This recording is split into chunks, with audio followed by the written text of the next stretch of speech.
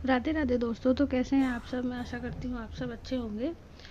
तो आपको अक्षय तृतीया की ढेरों शुभकामनाएं। तो आज हम इस वीडियो में जानेंगे कि अक्षय तृतीया पर किस तरीके से, सरल तरीके से आप पूजा घर पर ही कर सकते हैं और इसको किस तरीके से करना है। तो हिंदू धर्म में अक्षय तृतीया पर्व का विशेष महत्व होता है। हिंदू मान्यताओं के अनुसार यह तिथि बहुत ही शुभ है और महत्वपूर्ण मानी जाती है और हर वर्ष वैशाख माह की शुक्ल पक्ष की तृतीया तिथि को मनाया जाता है। अक्षय तृतीया के दिन आप कोई भी शुभ कार्य, मंगल कार्य, शादी वगैरह जो भी आप करना चाहते हैं तो इस दिन का आप कर सकते हैं। तो ये बहुत ही महत्वपूर्ण दिन होता है और मांगलिक कार्य वगैरह करने के लिए।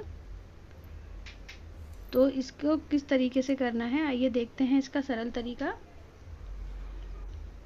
अक्षय तृतीया के दिन दान पुण्य का भी बहुत ज़्यादा महत्व होता है, तो आप दान आदि कर सकते हैं। तो आइए देखते हैं इसको किस तरीके से करना है।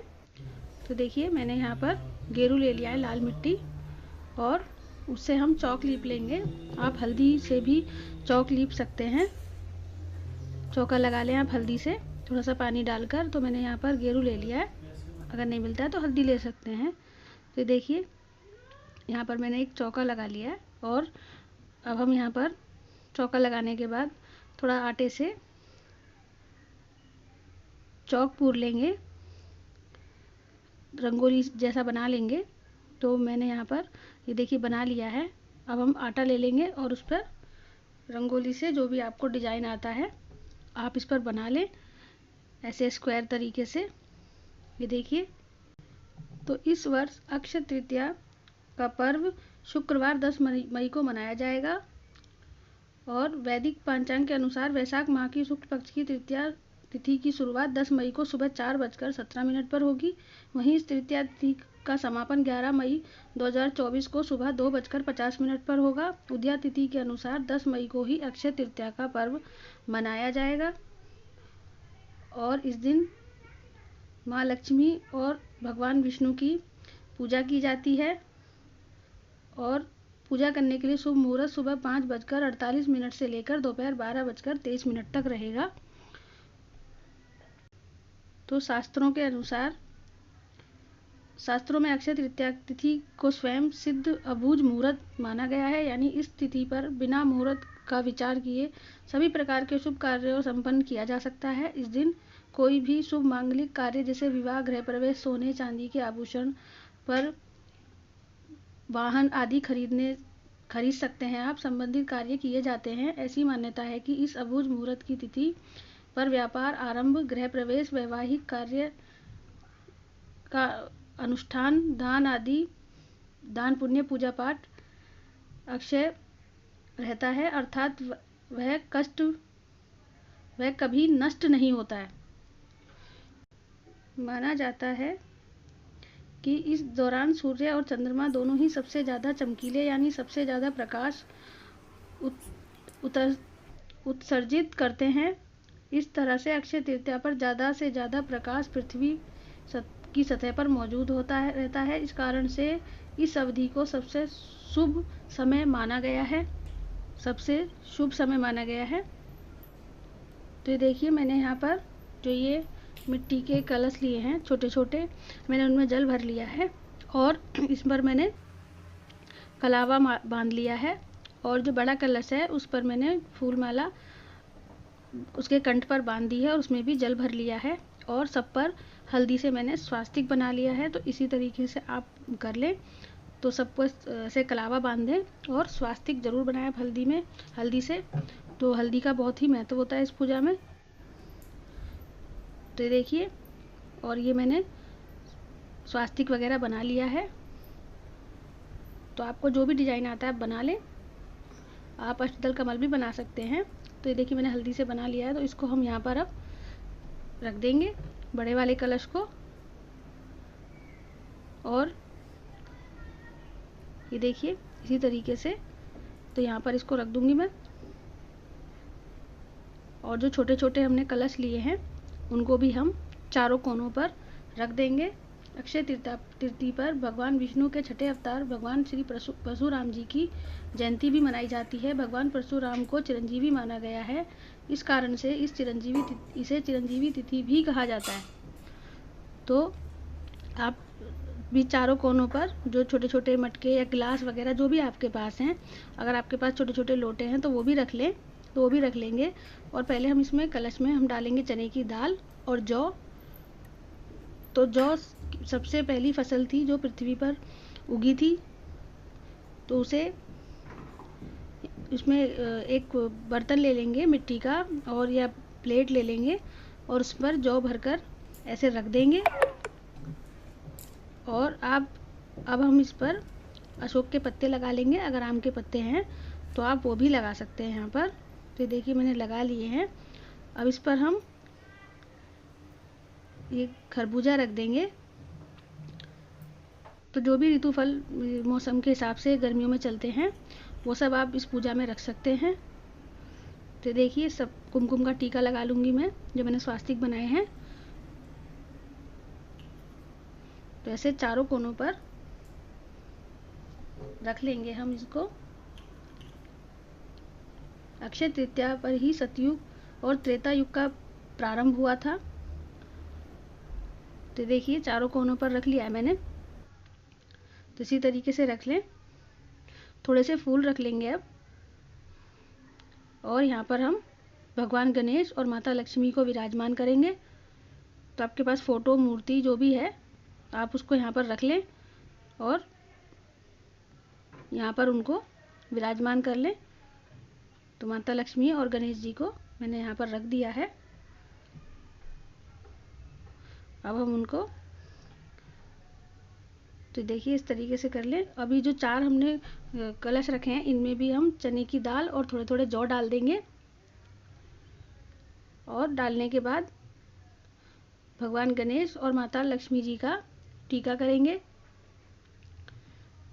तो सबसे पहले हम दिया रख लेंगे।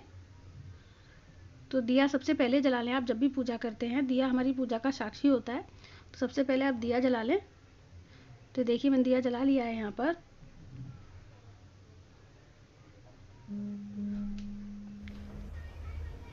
अब हम भगवान गणेश और माता लक्ष्मी का टीका कर लेंगे। तो चंदन से टीका कर लिया है मैंने और माता लक्ष्मी का मैंने कुमकुम से टीका किया है। और फूल समर्पित कर देंगे भगवान को और माता लक्ष्मी को। तो अच्छे तरीके से आप भगवान से प्रार्थना करें और अच्छे तरीके से पूजा करें। तो देखिए मैंने यहाँ पर इनको रख दिया है। तो खीरा या ककड़ी जो भी आपके पास है वो रख दें, दोनों में से एक एक करके। तो चारों कोनों पर चारों कलश जो है हमने उस पर रख दिया है। अब हम माता लक्ष्मी से रिलेटेड जो भी चीज़ें हैं जैसे गोमती चक्र, कौड़ी और कमलगट्टा वो भी आप यहाँ पर रख सकते हैं। और मैंने माता लक्ष्मी का एक सिक्का भी ले लिया है यहाँ पर, जिसमें माता लक्ष्मी और गणेश जी बने हुए हैं। तो वो भी हम यहाँ पर पूजा में रख सकते हैं। और आप नया कोई चांदी की चीज़ या सिक्का वगैरह ला रहे हैं तो उसको भी पूजा में आप यहाँ पर रख दें। तो आज के दिन सोना चांदी खरीदना बहुत ही शुभ होता है। और भोग प्रसाद में हम ड्राई फ्रूट का भोग लगा देंगे। अगर आपके पास मिठाई या खीर वगैरह है तो उसका भी भोग आप यहाँ पर लगा सकते हैं। माता लक्ष्मी को खीर बहुत पसंद है। अब हम एक जल का लोटा ले लेंगे और अब हम जल का लोटा लेने के बाद हम कथा सुनेंगे। और यहाँ पर मैंने फल रख दिए हैं कुछ। और अब हम माता लक्ष्मी को श्रृंगार का सामान समर्पित कर देंगे। श्रृंगार का सामान ऑप्शनल है, अगर आपके पास है तो आप ज़रूर रखें। तो माता लक्ष्मी के आगे मैंने यहाँ पर श्रृंगार का सामान रख दिया है। और मैंने यहाँ पर माता लक्ष्मी और भगवान गणेश को मौली समर्पित कर दी है, वस्त्र स्वरूप कलावा समर्पित कर दिया है। और भगवान गणेश को आप जनेऊ भी समर्पित कर सकते हैं यहाँ पर, अगर आपके पास है तो। और मैंने यहाँ पर दक्षिणा रख दी है। दक्षिणा रखना बहुत ज़रूरी है पूजा में, हमारी पूजा में रही कमियाँ दूर हो जाती हैं। अब हम हाथ में चने की दाल और थोड़े फूल लेकर अक्षय तृतीया की कथा सुन लेंगे।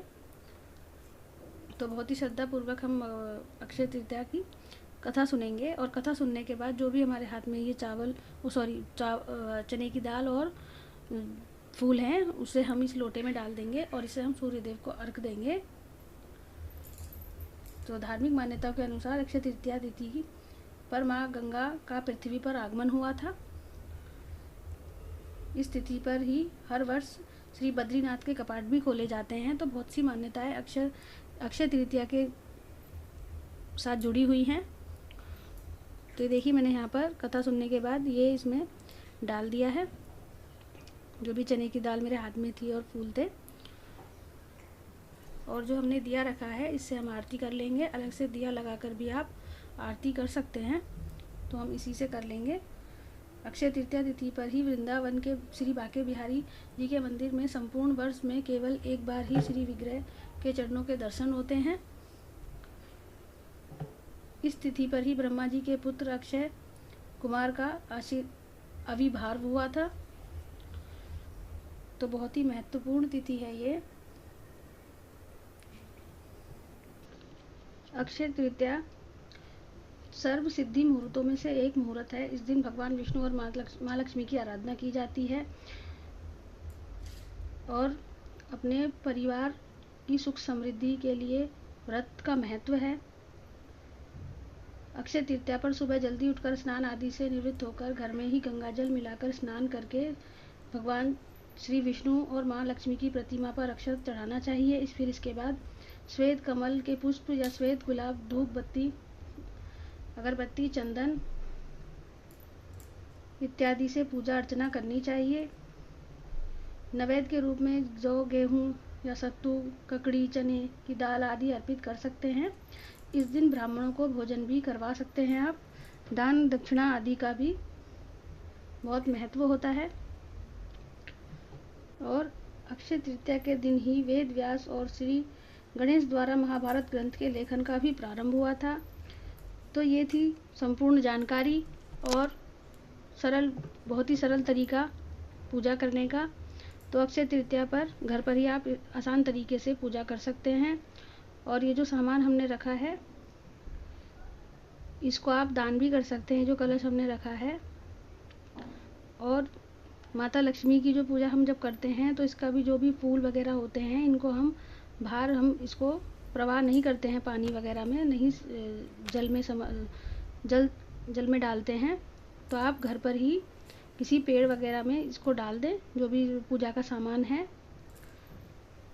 और ये जो पैसे वगैरह हैं और ये जो हमने कलश रखा है इसको आप दान कर सकते हैं। और जो छोटे कलश हैं और अपने घर के यूज़ में भी आप इसको ले सकते हैं।